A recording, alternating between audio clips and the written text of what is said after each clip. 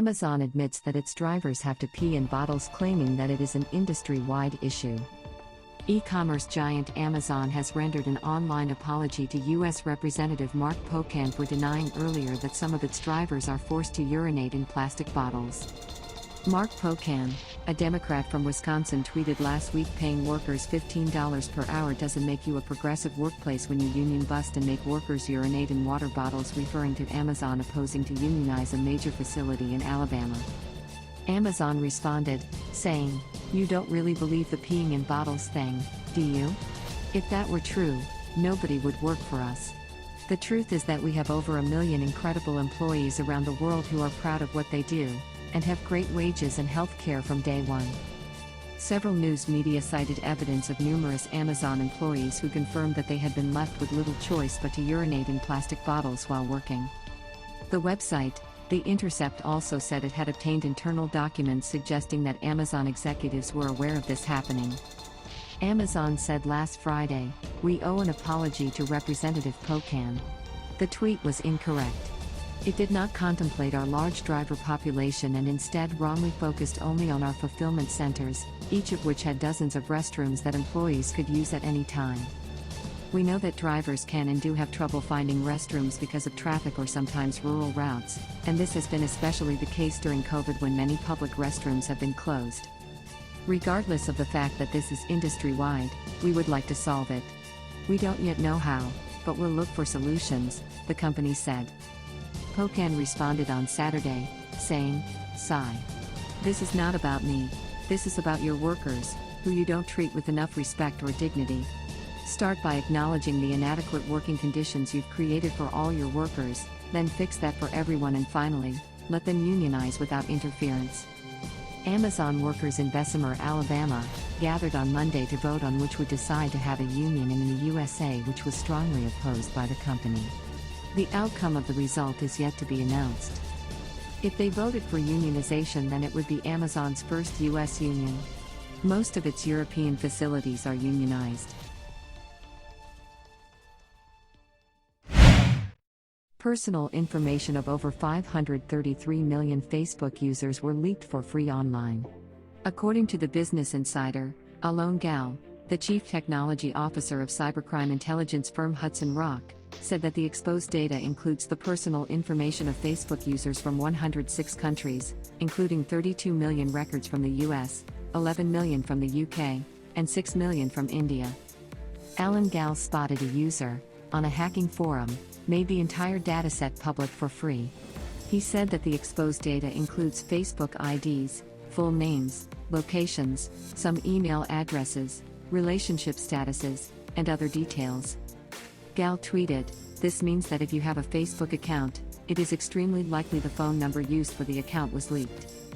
A database of that size containing the private information such as phone numbers of a lot of Facebook's users would certainly lead to bad actors taking advantage of the data to perform social engineering attacks, or hacking attempts, Gal told Insider.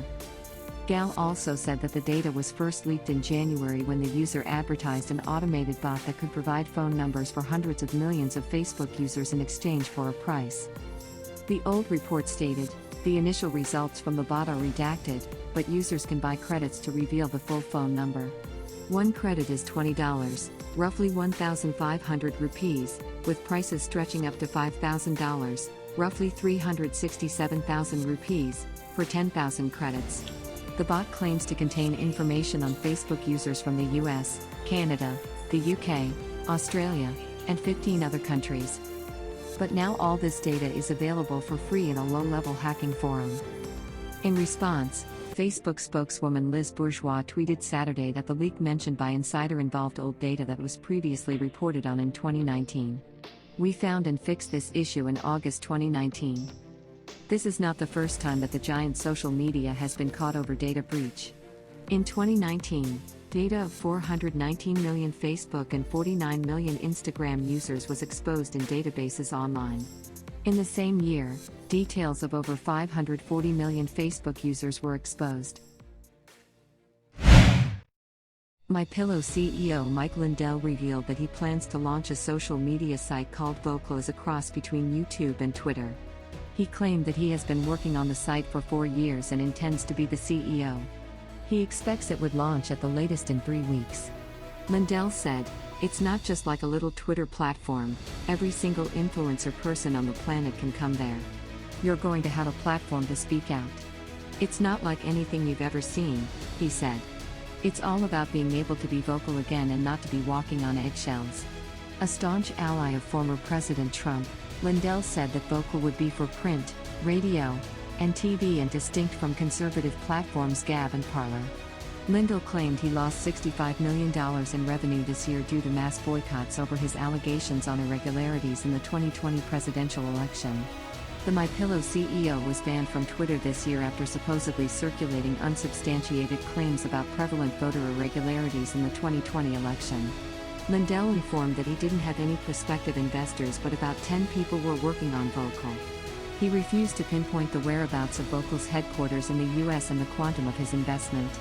The CEO noted that he would depend on his own servers to operate the platform rather than utilizing Amazon Web Services, which removed Parler from its servers after the January 6 Capitol attack. Subsequent to the attack on the Capitol, Twitter and YouTube have become more aggressive with controlling alleged election misinformation, with Twitter banning both Lindell and Trump from the site. YouTube and Vimeo also removed a film Lindell created that claimed election irregularities. Dominion Voting Systems has taken on Lindell in a lawsuit requesting $1.3 billion in damages for making accusations that the company's voting machines took the election win away from Trump. Lindell filed a countersuit claiming the company interfered in the election and noted that he was starting Vocl due to all the election machine irregularities.